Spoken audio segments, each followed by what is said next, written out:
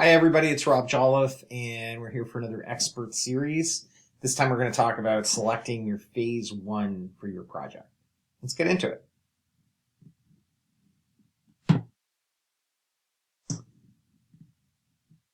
All right, so I get this question a lot, and typically this is during the sales cycle. What should be part of my phase one of my ERP implementation? And in particular, we're talking about Business Central. Before we get going too far, my name's Rob Jolliffe. I'm president of Sabre Limited, which is a Business Central manufacturing-focused partner located in North America, servicing basically anywhere in the English-speaking world. If you're watching this video, you might be or should be a manufacturing company, although a lot of what I'm going to talk about is completely relevant to any type of business, but my examples will be manufacturing-oriented. And you're probably a small or medium business, so you don't have an IT department with 20 people in it who are doing your ERP implementation. Your team is made up of non-IT professionals, people who work in the business, maybe one IT manager or two people from an IT background, but nothing like what a really large business would have. And you're trying to do this on your own, so you want to understand what do we need to do to implement this system. As we're going through this, you may have some questions. You may want to talk to me.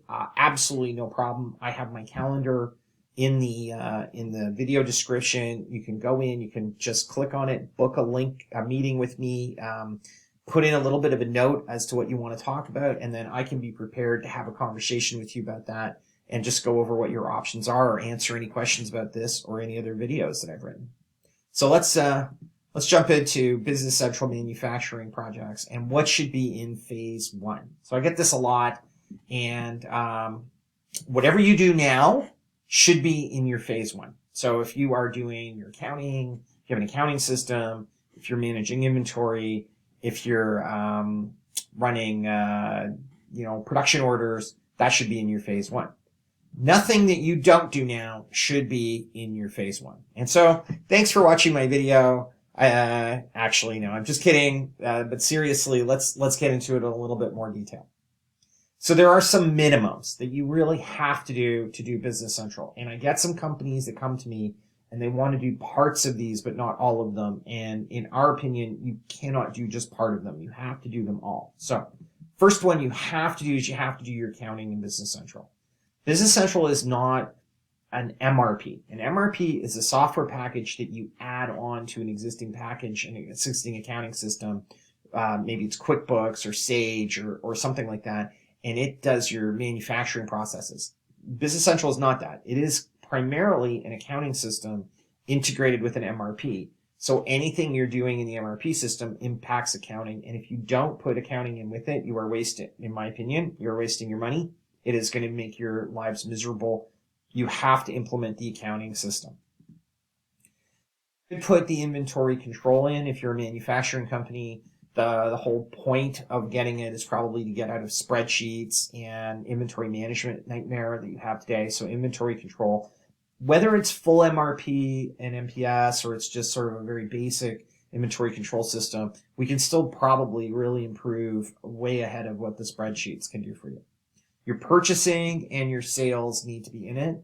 And also what I would say as a minimum are assembly orders.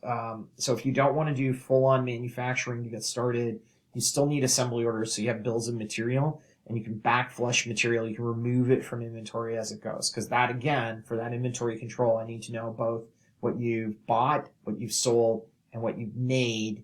And in making that, what you've used to make it. So that's your minimum implementation. We call that a bronze. That's the basics of what you need to do in order to use Business Central. So what should you exclude from your phase one? Because you could add all kinds of more stuff into it. As a general rule, these are things that people want to put in their phase one, but I tell them, let's put that in as a phase two. If you're not currently using a barcode inventory control system, or you're walking around with scanners like you'd see at a Lowe's that have the keypad on it and a pistol grip and they're counting inventory, skip it. Don't do it. If you're not doing it now, don't start in your phase one. If you don't currently use lot or serial numbers to track your components in your production, and skip it. Don't do it. It doesn't add value. If you don't currently have complicated warehousing in place, where you've got every shelf marked and every part on every shelf, et cetera, skip it. If you don't currently use EDI to automatically bring your orders into your system, if you may be going to an EDI system, downloading the orders and keying them in, and that works, skip it. Don't do it in phase one. If your team currently doesn't enter time cards on the shop floor and you're thinking at some point in time, I want them to go scan time cards, skip it. If you don't currently have a vendor or a customer portal, but it's something you want in the future, skip it. So you can sort of see the point. And you might be thinking, hey, wait a minute, I need those things. But you have to be careful because quite often you don't need them. You want them. And, I'm sort of jumping ahead a bit, but remember that this is your phase one and you're going to have a phase two. And the goal of phase one is to create a foundation to do phase two on. And the bigger we try and make that foundation, the harder it will be to complete it. And also the more likely we'll actually create some problems for ourselves. So if you're being forced by circumstances to do something, that changes those roles that I said before. Example, you've picked up a new customer and the new customer is requiring you to do lot serial tracking in your ERP. They're saying, I'm not going to do business with you unless you do this. Then add it. And there's a really good sort of psychological reason why that's going to work. What you need as a business that your staff are forced to do because they have to do it or they can't complete their jobs will be easy for them to put into an ERP system. What you want your staff to do, but they don't need to do it to complete their jobs. It's just a want. It's a nice to have. They won't put as much energy into it. They'll put all their energy into their needs and the wants will come second. And so what will happen is the needs part of the ERP go live, what I call phase one, will go really quickly and easily. And once they've completed that, if you say, okay, I'm good with that, they'll see, hey, this wasn't so hard. I'm able to do this. I'm able to make this happen. Once you start presenting the wants to them, they're not as daunting. They can see, and they're also in smaller bite-sized chunks. So those things you need are part of your phase one, and those things you want go into your phase two. Unless we tell you to do them, because sometimes we're going to tell you to do something because it's easier for us. For instance, if you're not tracking bills of material, and we know that it's going to be easier to implement that into phase one, even though you don't do it, we're going to tell you to do it because it's easier for us. So, example, bills of material and shop orders. If you're not creating bills of material and shop orders today, you come to me and you say, well, I want that, but it's a want, not a need, so therefore I'm not going to do it. We'll say, no, that's a need. We know the needs sometimes that you don't realize because that'll make everything else within the ERP work better. Okay, so why are we following this model? Why are we skipping the wants? Because part of the reason why you're getting an ERP system is because you want these things, and ultimately you need them. You need them for the business, but you don't need them in the short term. They're not absolutely required to get product out the door today.